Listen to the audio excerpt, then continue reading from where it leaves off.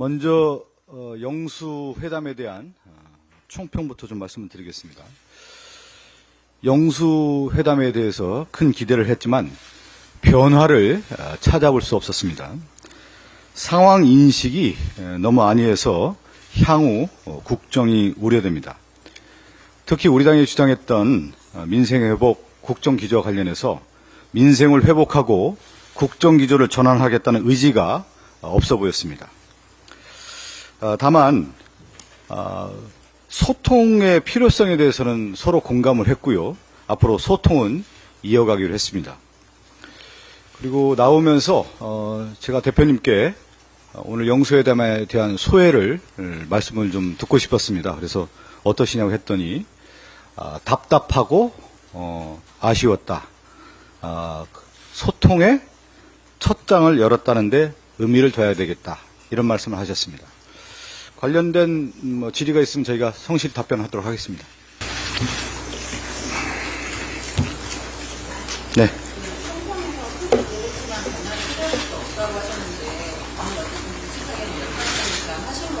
네네.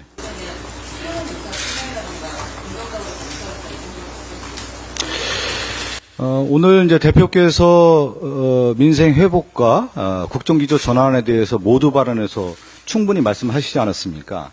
그리고 사전에 우리 천준호 비서실장님도 있지만 국정기조 전환과 관련해서 대통령실에 충분히 전달했는데 그 비공개 회의에서도 관련된 의지라고 할까요? 국정기조와 관련된 부분에 대해서 큰 변화가 없었습니다. 그렇기 때문에 이 향후에 지금 대한민국이 이번 총선에 나타났던 민의라고 할까요? 특히 이제 윤석열 정권의 일방적 독주와 관련된 부분이 매우 심판을 받았는데 거기에 따라서 이재명 당대표가 말씀을 드렸고 그런데 사실 회담 내에서는 이러한 의지가 전혀 없었기 때문에 실망을 했다는 말씀드립니다. 네, 우태경 기자. 네, 저 한국일보 우태경입니다. 이제 당초 예상했던 시간보다 이제 1시간에서 이제 2시간 이상 길어졌는데 좀 그렇게 길어졌던 계기에 대해서 여쭤보고 싶고요. 또 대표님께서 모두 발언에서 이제 거부권 최소화 등 국회를 좀 존중해 줄 것을 약속을 좀 요청을 했는데 거기에 대해서 대통령의 언급이나 약속을 받은 게 있는지 궁금합니다. 먼저 이재명 당대표께서 얘기했던 이 거부권 문제에 대한 것은 비공개 회의에서 언급은 없었고요. 왜 이렇게 2시간 10분 동안 회의가 길어졌냐 하면 대표께서 한 15분 정도 모두 발언하고 그 이후에 회담의 형식이 대표께서 이제 화두를 좀 꺼내시면 윤석열 대통령께서 답변을 하셨는데 답변이 상당히 길었습니다. 그래서 몇 가지 주제를 얘기하다가 시간이 좀 상당히 많이 지났는데 거의 천준호 우리 실장님이 시간 계산을 해보니까 한 85대 15 정도 됐던 것 같아요. 그러니까 모두 발언 이후에는 윤석열 대통령께서 상당히 많은 말씀을 하셨다고 보면 되겠습니다. 전자신문 최기창입니다. 혹시 그 여야정 협의체는 어떻게 좀 협의를 받는지 여쭤보고 싶고, 그리고 R&D 예산 관련된 부분들은 좀 어떻게 좀 얘기를 나눴는지 좀 부탁드립니다. 그 여야정 협의체와 관련해서는 그동안에 국회라고 하는 것이 이제 여야에서 이제 정책 협의들 하고 법도 만들고 예산 관련된 부분도 협의하지 않습니까? 그 부분에서 충분히 공간이 있기 때문에 여야의 정치의 복원이 되면 이 문제를 해결할 수 있다는 말씀을 하셨습니다. 제가 좀 보충 좀 해드릴까요? 네. 여야정 민생협의체라고 하는 제안을 윤석열 대통령이 하셨는데 그것은 민생회복 긴급조치에 대해서 대통령의 결단을 주문한 데 대해서 윤석열 대통령은 현재 편성되어 있는 소상공인 등에 대한 지원 예산을 잘 집행하는 것이 우선이다. 그걸 집행하는 과정에서 여야정 민생협의체를 가동해서 필요한 지원이 무엇이 있는지를 더 논의하자 이런 얘기를 했고요. 이에 대해서 이재명 대표께서 민생 상황의 심각성을 고려할 때 대통령께서 민생회복 긴급조치에 대해서 직접 결단해 주셔야 되겠다는 주문을 재차했지만 대통령은 그 입장을 고수했습니다. 그래서 민생협의체에 대한 추가적인 논의가 더 진행되기 어려웠습니다.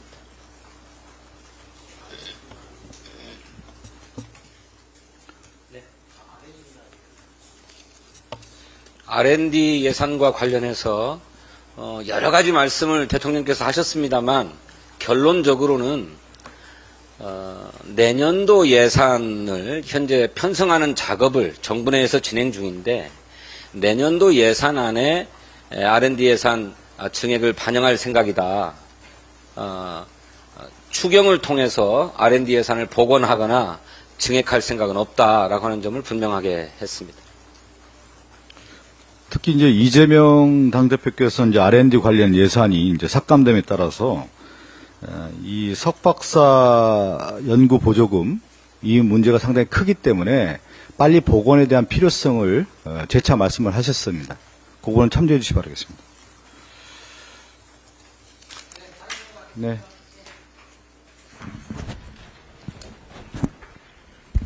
헤럴드 경제 박상현 기자입니다. 오늘 이재명 대표께서 되게 많은 현안을 대통령께 전달을 했는데 그중에서 가장 그럼 긍정적인 반응이 있었던 현안은 무엇이고 그 내용이 무엇이었는지, 그리고 대통령 가족과 주변 인사에 대한 의혹 정리에 대한 부분, 연금 개혁에 대한 부분에 대해서는 어떤 말씀이 오갔는지 질문드립니다.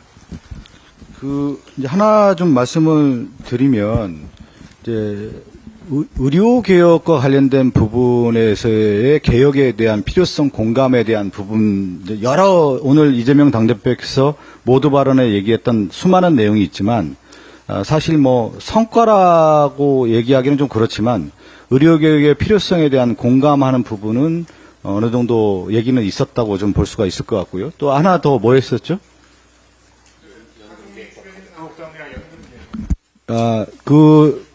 가족 및 주변인의 의혹에 대해서 정리할 필요가 있다는 이재명 당대표의 말씀이 있었는데 비공개 회의에서는 그 부분에 대한 언급은 없었습니다.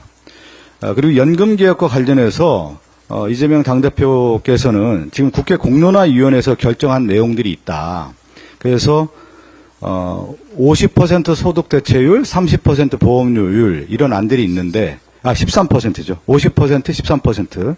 이 안이 있는데 이제는 대통령이 이제 선택하고 결정할 일만 남은 거 아니냐. 이 부분에 대해서 신속하게 윤석열 정권에서 연금 개혁에 대한 약속들을 해왔기 때문에 이제 결정할 시기가 아니냐 이런 말씀을 하셨는데 윤석열 대통령께서는 이 21대에서는 하기가 어려우니까 22대에서 좀 더 논의해서 결정하면 어떻겠냐 이런 의견을 주셨습니다.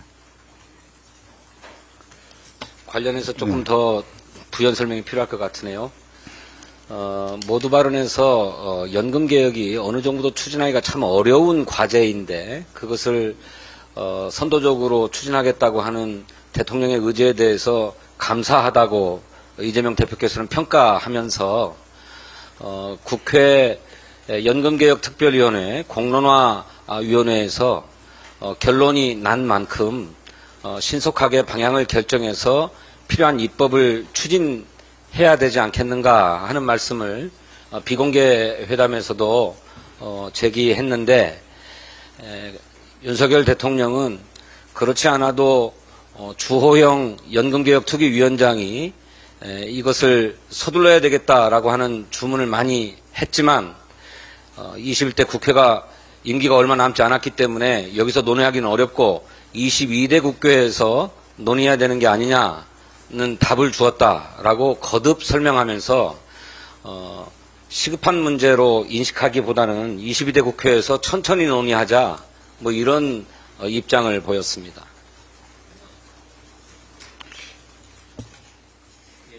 네. 이제 디지털타임스 김세희 기자인데요. 그 전세 사기 특별법이나 이제 각종 법안에 대해서 이재명 대표가 얘기를 하셨고, 뭐 특검법이나 이제 의료개혁도 얘기를 하셨는데, 이들 중에서 가장 충돌했던 현안하고, 그리고 가장 핵심인 거는 거부권 남발 중단을 요청을 하셨잖아요. 거기에 대해서 윤 대통령이 어떤 얘기를 했는지 그러니까 좀 구체적으로 지금 얘기한 이제 특검법이라든가 뭐 특별법에 대한 이제 얘기는 없었는데 사실은 이제 거부권과 관련된 내용에 대한 언급이 있었다고 하면은 이재명 당대표께서 이태원 참사 관련된 특별법을 통과를 해야 된다라는 말씀을 하셨고 특히 이제 진실 규명이라고 하는 부분에 대해서 유가족들의 한을 풀어줘야 되는 거 아니겠습니까? 그리고 그분들에게 이 답을 이제 내야 될 시기가 왔다라는 말씀을 드렸는데 윤석열 대통령께서는 그 독소 조항이 있다는 말씀으로 이 법안을 받아들이기 어렵다는 말씀으로 사실상 오늘 회담에서 이태원 특별법과 관련돼서는 윤석열 대통령이 거부했다고 좀 볼 수가 있을 것 같습니다. 더 나가서 만약에 여야 간에 필요하다고 하면 이태원 특별법과 관련해서 더 구체적으로 논의하는 게 낫지 않겠냐라고 하는 의견은 있었습니다. 예. 부연 설명할 때 제가 맞죠 이거는? 맞죠? 예. 예, 저 미디어오늘의 조현호 기자입니다. 오늘 이재명 대표가 맨 처음 그 모든 말씀으로 꺼낸 얘기가, 그러니까 방송 탄압에 대한 말씀을 지금 꺼내셨는데, 그거와 관련, 그거에 대한 것도 하나의 이제 그 오늘 회담의 요구사항으로 언급을 한 것인지, 그렇다면은 그거에 대해서 그 대통령의 그 답변이라든지 어떤 그 요구에 대한 수용 여부는 어떻게 되는지도 한 말씀 부탁드리겠습니다. 그거는 이렇게 이재명 당대표께서 지난 대선 당시에 언론에서 윤석열 대통령과 관련된 언론 보도가 있었는데 그 언론 보도가 명예훼손이란 이름으로 강제 수사가 됐다는 거죠. 그러니까 이재명 대표께서는 언론 취재 현장에서 이러한 취재 내용이 보도가 개인 명예훼손으로 이렇게 조사가 되고 강제 수사로 이어졌던 적이 있느냐 대통령께 직접 말씀을 하셨고요. 그런데 이제 그 윤석열 대통령께서는 이러한 내용에 대해서는 보고받지를 않았다고 말씀을 하셨습니다. 그러면서 윤석열 대통령께서 다만 아마 이제 가짜 허위 이런 판단의 문제 또 조작일 경우에 대해서는 국가 업무 방해 행위로 이어지는 거기 때문에 그런 부분으로 아마 수사가 된 거 아니냐 이런 말씀을 하셨어요. 근데 이러한 얘기는 이제 언론 보도에 대한 부분에 언론의 어떤 존중 문제 이러한 얘기로 말씀을 하셨다고 좀 볼 수가 있을 것 같습니다.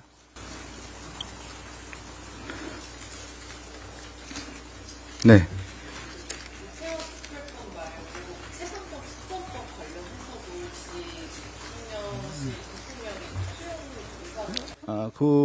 제가 이제 간단하게 정리를 하면 비공개 회의에서 나왔던 큰 맥락만 좀 말씀을 드리면 첫 번째 그 대통령께 좀 전에 말씀드렸던 언론 보도의 명예훼손에 의한 압수수색 문제를 먼저 말씀을 하셨고요. 그 다음에 R&D에 대한 얘기를 좀 이어졌고요. 그 다음에 연금 개혁과 의료 개혁에 대한 얘기, 또 이태원 특별법에 대한 얘기, 그 다음에 여야정 민생 협의체에 대한 얘기가 이렇게 주로 있었습니다. 나머지에 대한 어떤 주제는 논의할 시간이 없었습니다.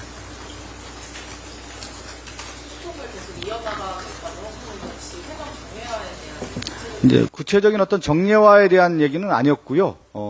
오늘 이제 첫 문을 열었으니까 앞으로 자주 만나자, 소통하자 그런 말씀은 있었습니다.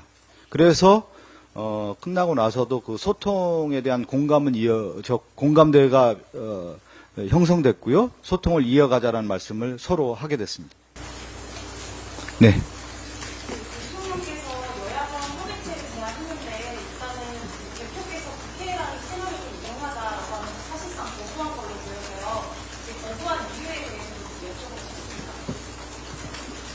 예, 제가 좀 설명을 드리겠습니다.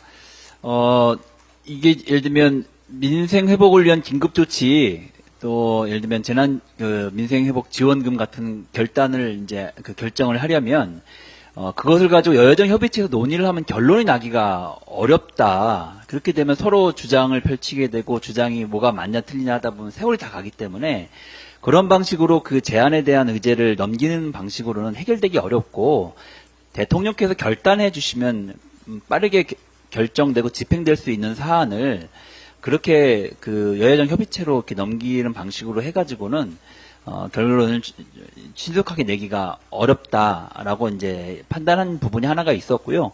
그리고 기존에도 여야가 여러 가지 현안에서 협의를 하고 있고 그런 과정에서 필요하면 정부처하고도 뭐 법령 및 예산 갖고 이야기를 하고 있기 때문에 그 채널을 또 그대로 작동시키면 되는 문제인데 정상 그 영수회담에서 제안한 의제를 그렇게 여야정 협의체로 넘기는 방식으로 가는 것에 대해서는 실효적인 효과를 거두기는 어렵지 않냐는 취지에서 그렇게 평가하고 이야기했습니다. 네. 제가 정확한 워딩을 좀 말씀을 드리면요. 국회라는 공간에서 끊임없이 협의가 되고 있고, 만약에 이제 여야정 협의체 같은 경우는 잘못하면 책임을 떠넘기는 문제가 될 수 있기 때문에 가능한 범위 내에서는 이제 이런 민생 회복과 관련된 부분에 있어서는 결단의 문제다라고 이재명 대표께서 말씀하셨습니다.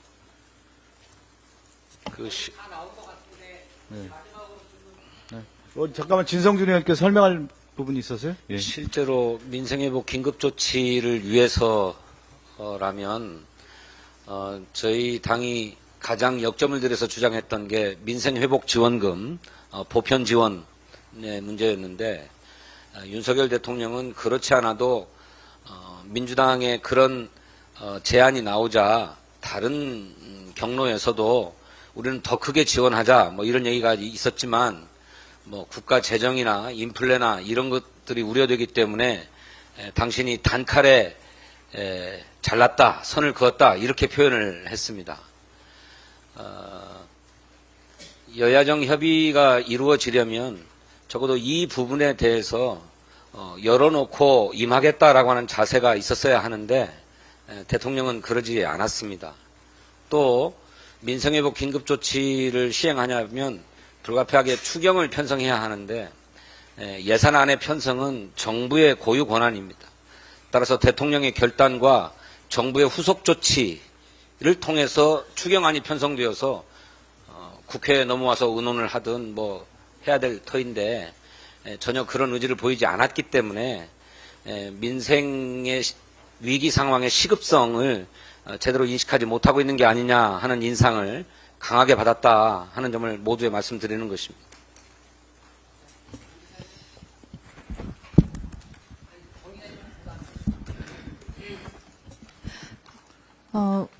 지금 말씀 들어보면 상당히 부정적인 분위기가 느껴지는데요. 당시 회담장에서 분위기가 어땠는지 하고, 지금, 어땠는지 말씀 주십시오.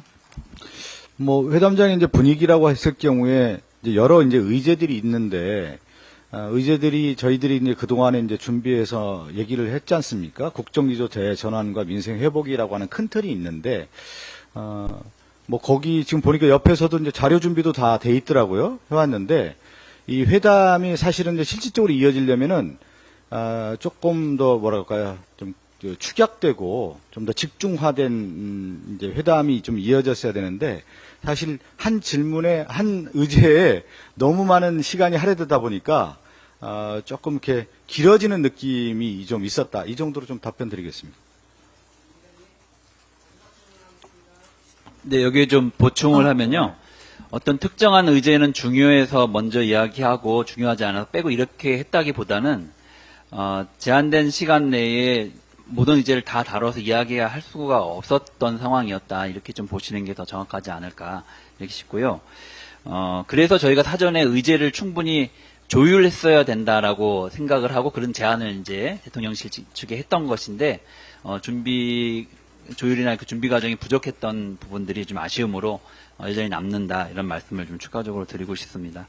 그리고 앞에 이제 질문하셨던 것 중에서 방송인이 중징계가 이제 줄을 잇고 있다라고 하는 부분을 모두반의 대표께서 이제 이야기를 하셨는데 그와 관련해서 대표가 직접 그 MBC에게 이어지고 있는 법정 제재와 관련해서 MBC가 집행정지 가처분 신청을 쭉 했고 7개가 모두 다 받아들여졌다라고 하는 내용을 대통령께 직접 설명을 했고 그런 내용에 대해서 알고 계시냐라고 이제 이야기를 한 바가 있었습니다. 거기에 대해서 대통령께서는 잘 내용을 모르시는 것처럼 보였고 그와 관련된 보고를 잘 받아보시기 바란다. 뭐 이런 내용을 이제 이야기를 하면서 다시 한번 환기시키는 일도 있었습니다. 네.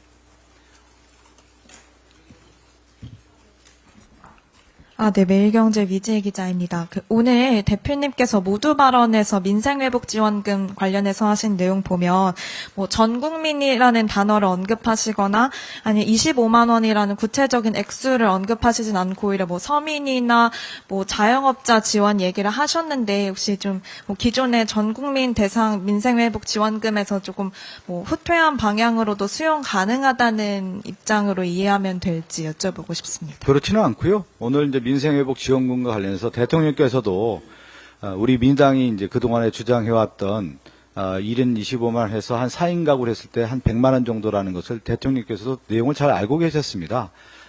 그런 가운데 민생회복지원금에 대해서 대통령의 입장이 워낙 달랐기 때문에 저희는 위기 상황에서 긴급 처방으로서 민생회복지원금이 필요하다는 그동안의 일관된 주장을 또 이재명 대표께서 다시 한번 말씀드렸지만 윤석열 대통령께서는 인플레이션도 얘기하고 자신의 어떤 바라보는 어떤 처방이라고 할까요? 그 부분에 대해서는 좀 생각이 달랐기 때문에 이 부분이 접혀지지는 않았다 이렇게 말씀드리겠습니다.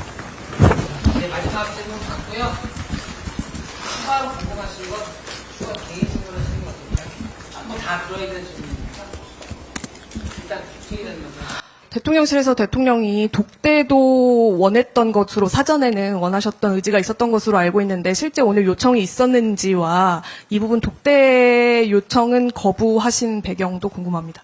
아니 오늘 그 독대에 대한 얘기는 전혀 없었고요. 네, 내용적으로는 어떤 독대를 하자, 따로 만나자 이런 얘기 안에서 오늘 회의에서는 없었고 다음에 만약에 이런 자리가 있다고 하면 어떤 형식이든 좋다. 그러니까 두 분이 만나는 것도 좋고 아니면 비서실장만 동반해서도 만나면 좋겠고 이런 얘기를 정진석 비서실장이 얘기했습니다. 대통령께서는 언제든지 다시 자주 만나자는 말씀을 하셨고 구체적으로 두 분이 만났으면 좋겠다. 아니면 따로 이렇게 한 2대2 정도 만나는 것도 좋을 것 같다. 어떤 형식에 구애받지 않고 자주 만나자라고 정진석 비서실장이 언급을 했습니다.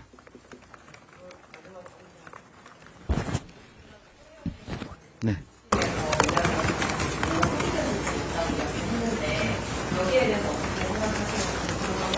그리고 다음 만남을 어쨌든 추가적으로 이야기를 했는데 다음 만남이 이루어지려면 문법 같은 게 있는지 대통령께서 어떤 방향으로 나오면 다음 만남이 이루어질지 그 다음 만남에 대한 얘기는 일단 오늘 소통의 문을 열었기 때문에 이재명 당대표께서 소통의 문을 열었다는 데 의미가 있기 때문에 그리고 또 저희들도 그 소통을 이어가겠다고 말씀을 하지 않았습니까? 근데 다만 오늘 영수회담의 의미는 민주당은 민생 회복과 국정기조 전환에 대한 것을 우리가 강조했고 그동안에 쭉 얘기해왔는데 이 부분에 대해서 오늘 사실상 저희들이 그동안 얘기했던 건 이 영수회담은 그냥 만남의 자리, 악수하는 자리, 사진 찍는 자리가 아니라 답을 듣는 자리, 실행하는 자리, 실천하는 자리로서의 의미가 있어야만 국민에게 다가갈 수 있다는 말씀을 했는데 그러한 부분이 좀 아쉬웠다라는 말씀을 다시 한번 드리겠고요. 만약에 그러면 다음 영수회담이 이어진다고 하면 정말로 실천하고 실행하고 답을 찾는 자리가 돼야 되겠죠. 그럼 오늘 이번에 좀 아쉬웠던 게 뭐냐면 의제라는 부분도 정말 서로 조율해서 이 부분은 반드시 실행해 봅시다. 이렇게 나왔으면 좋겠다라는 생각이 좀 들어서 다음은 만약에 그런 자리가 마련된다고 하면 좀 더 구체적으로 어떤 현안을 한 두세 개든 서너 개든 해서 좀 답을 찾아가는 자리가 돼야 된다는 생각을 하게 됐습니다. 그래서 총평해서 많은 아쉬움이 있었다는 말씀을 드리는 겁니다. 감사합니다. 네, 마지막. 예.